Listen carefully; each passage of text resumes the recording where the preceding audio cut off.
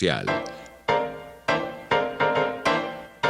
A partir de este momento, los invitamos a formar parte de esta mesa donde se componen y descomponen los problemas del país.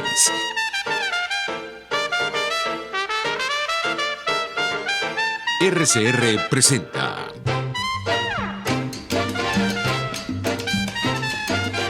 Buen Provecho.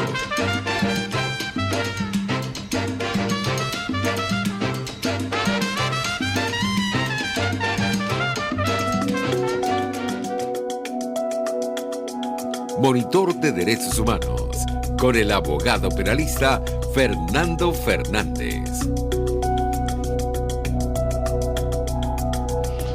Buen día, buen provecho. Hoy al mediodía de este miércoles nos encanta tener la oportunidad de saludarles y sobre todo de traer una invitada de lujo. Vamos sin embargo a introducir el programa con, la explicación de lo que vamos a tratar acá con la doctora Nora Fischbach, quien es internacionalista, especialista en ciencias políticas, y vamos a hablar de la liberación del campo de exterminio de Auschwitz-Birkenau, que se está conmemorando justamente el 27 de este mes, hace 2 días apenas, los 75 años de haber logrado el Ejército Rojo ese acontecimiento tan importante de algo que no se sabía cómo estaba pasando, aunque sí se tenía noticia de que algo terrible ocurría, ¿no? Vamos a hablar también del juicio de Adolf Eichmann. Vamos a ver, antes de entrar en materia, a identificar la estación, ¿no? Dirección General de la Estación, Jaime Nestares. Gerencia de Producción, Wilix Arcaya. En la producción, Carla Sons. En los controles, César Arteaga, y quien les habla, quien conduce este programa, Monitor de Derechos Humanos, Fernando M. Fernández. Pueden escuchar y vernos a través de nuestra plataforma digital rcr.tv. En Periscope nos consiguen en RCR750 y el Twitter de la emisora es @RCR750 y el Twitter nuestro es Monitor DH. Bueno, Nora, bienvenida, muchísimas gracias por venir. Ya tuvimos el enorme placer de tenerte en clases con los estudiantes, que fue una sensación porque, bueno, ser estudiante de Derecho Penal Internacional en el posgrado de la Universidad Central y tener la oportunidad de escuchar a una experta que ha venido estudiando con tanto detenimiento, con tanto ahínco y con tanto detalle este famoso juicio, nos encantaría escucharte y, bueno, hablar un poquito en líneas generales de lo que nos trae acá.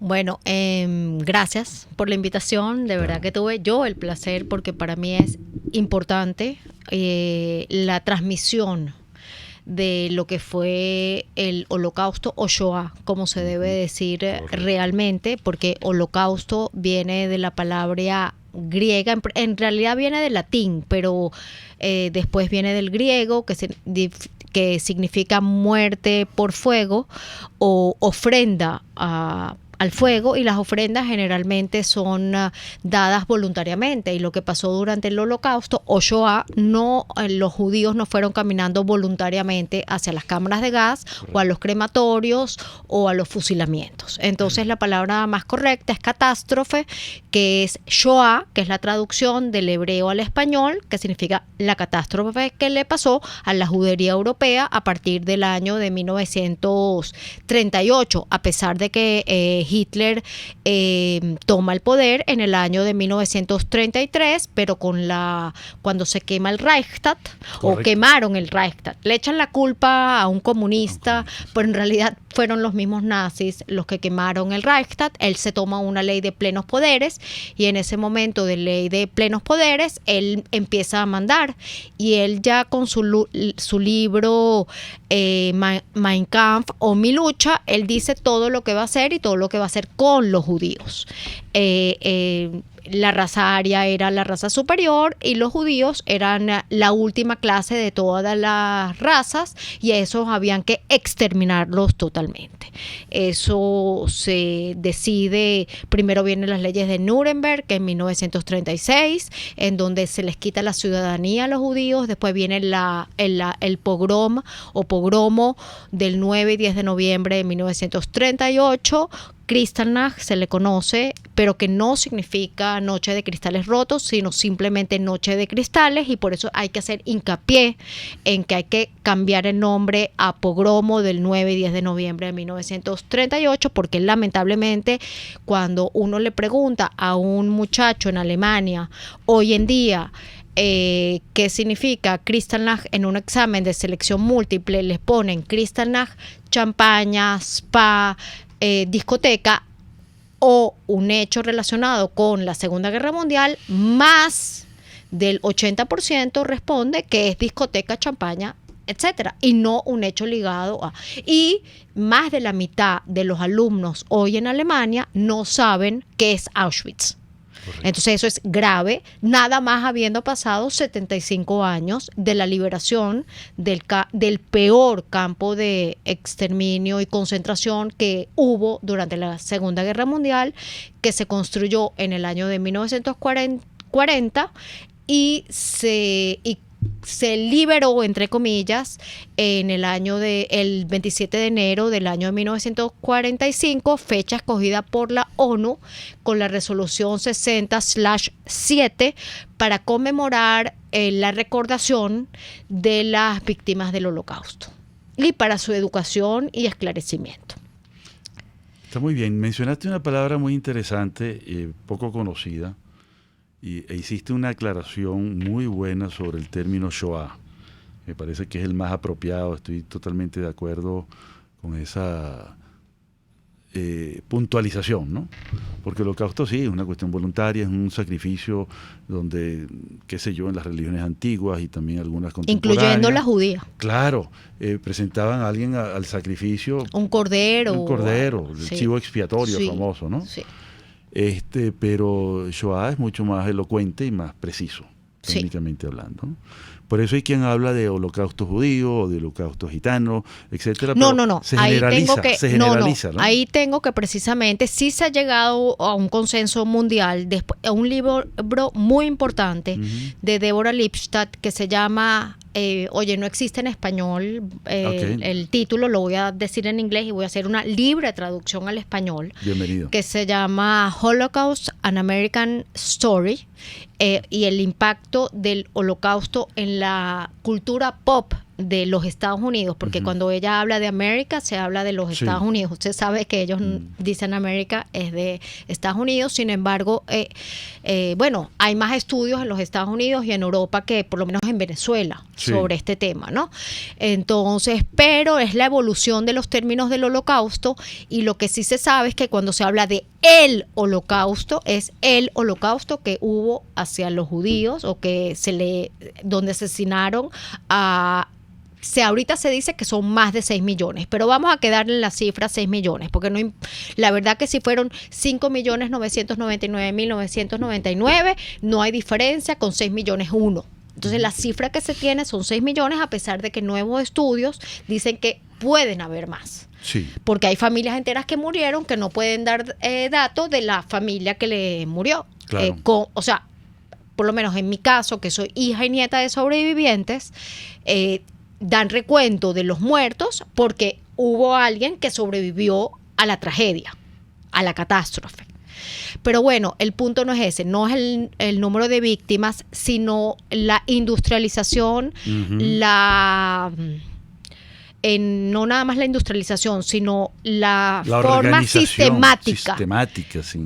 Y moderna que se empleó el Estado, porque lo hizo el Estado, de aniquilar a un pueblo solo por el hecho de haber nacido o tenido una fe. Y la forma, porque en esto hay que ser claro que con las leyes que se tomaron de la sangre, de la pureza aria, ¿sí? De la pureza aria, una persona que tuviera un abuelo judío era considerado judío e iba al gueto o a las cámaras de gas, porque también el holocausto es todo un proceso. Sí. Viene desde el marcaje a la población, después el proceso de llevarlos a los guetos o guetización, después vienen los campos de concentración y después, y por último, los campos de exterminio, aunque se dan algunos procesos paralelamente, ¿no?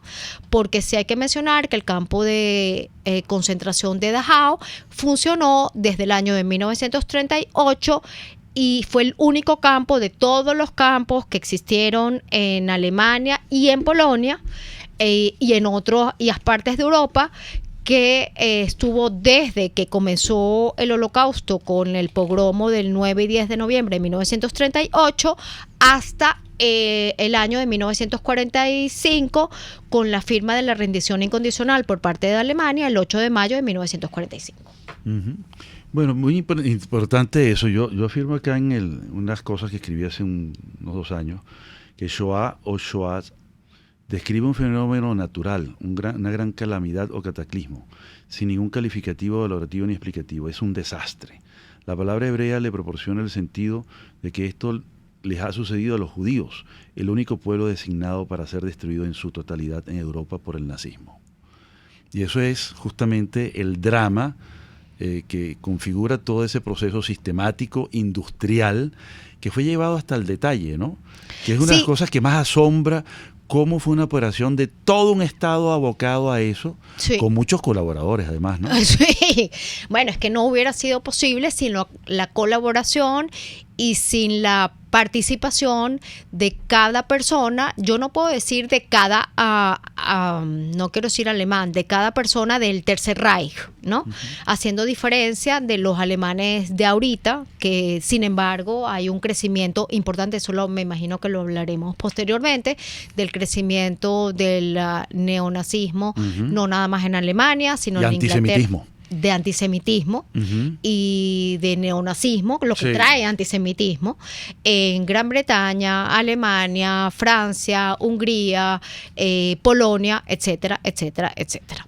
Aparte de un querer reescribir la historia en un país que ya voy a mencionar. Y hubo problemas políticos recientemente entre estos dos estados, que es el Estado de Israel y Polonia, porque Polonia quiere reescribir la historia y es una cosa muy triste, porque quiere ponerse como del lado de la víctima cuando hubo, a pesar de que no les quito la razón a los polacos que escondieron o salvaron judíos. Muchísimo, sí. Bueno, pero también hay que tener en cuenta que de una población de 3.200.000 judíos, mataron a 3 millones de judíos polacos. Casi una extinción. Es una extinción, o sea, que quedaran nada más, entre esos 200.000 quedaran mi abuelo y mi abuela. O sea, estamos hablando que destruyeron a la población judía polaca, que era una población grande, y ahí fue cuando se le presentó el problema a Alemania, porque en Alemania nada más habían en ese momento, en el censo de 1939, si no me equivoco, habían 500.000 judíos, pero cuando comienza la guerra, el 1 de septiembre de 1939, al ocupar el territorio polaco, se anexan también 3 millones de judíos, y ahí empiezan a ver la solución final a la cuestión o al problema judío. Es importante también mencionar las palabras que utiliza el Reich, porque todos son eufemismos y casi todos los regímenes totalitaristas comienzan por ahí, sí. No, tienen un lenguaje y un metalenguaje que es eufemístico. Uh-huh. Es eufemístico para no hablar directamente de matanza, asesinato. O sea, por ejemplo, cuando hablaban de seres humanos judíos, hablaban de piezas, el transporte de piezas. Como cosas. Uh-huh. Cuando hablaban de solución final o tratamiento especial, hablaban de que vamos a asesinar tantos judíos, que se necesita ciclón B, porque el cianuro clorhídrico era con que el que he utilizado en Auschwitz, principalmente Auschwitz II, entre paréntesis, porque ya Auschwitz I se le hacía pequeño. Y ¿qué es lo que llaman Auschwitz-Birkenau? Auschwitz es Auschwitz I y Birkenau es precisamente Auschwitz II. Que es el complejo, las dos cosas. Bueno, en realidad Auschwitz son 45 subcampos, porque también está Auschwitz III, que es Buna Monovich, de donde alguien habrá leído a Primo Levi, que es muy importante, químico que llega a Auschwitz de Italia, uno de los pocos sobrevivientes italianos, porque también Italia, los judíos que regresan a Italia son muy pocos, entre ellos Primo Levi se dedica a, después de que ser químico, etcétera, sobrevive porque es químico. Claro, porque había una selección para el trabajo forzado que tenían que hacer. Sí, y porque le servía a su causa. O sea, era la ley de que quien pudiera trabajar, y lo que se calculaba era que con 400 calorías diarias, básicamente trabajando 14 horas al día en un clima de menos 30 grados. Mal alimentados, desnutridos. Bueno, claro. Entonces, porque no tenían almuerzo, sino un mendrugo de pan. La mañana, eso fue testimonio de mi abuelo, que sus memorias sean bendecidas, Sigrón Libraja. Le daban un café o algo parecido a lo que es el café, un pocillo, agua sucia. Agua sucia, sí, él le decía agua sucia. Y imagínense, no podían ir a la ducha sino una vez al mes. Entonces, ¿qué condiciones higiénicas? Entonces, no nada más era el trabajo, sino era vivir con piojos, era vivir con difteria, era vivir con tifus, etcétera. De eso murieron mucha gente. Desnutrición y agobiamiento. Vamos a ir al corte un momentico. En el siguiente segmento vamos a tratar de comenzar con el tema de las palabras. Me gustaría que hablaras de pogromo. Ok, perfecto. Muchas Chévere. gracias. Usted escucha Buen Provecho por rcr.tv, la radio que se ve.